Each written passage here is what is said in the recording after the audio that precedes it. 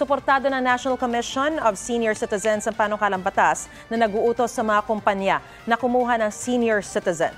Nakasaad sa House Bill 8972 ni ACT-CIS Party List Representative Erwin Tulfo, dapat senior citizens ang 1% ng workforce ng pribadong kumpanya na may hindi bababa sa 100 empleyado. Suportado yan ni CSC o NCSC Chairperson Franklin Quijano dahil marami raw senior citizen ang naghahanap ng trabaho. Umaasa rin si Quijano na bibigyan ng insurance ang senior citizens kapag naisabatas na ang panukala.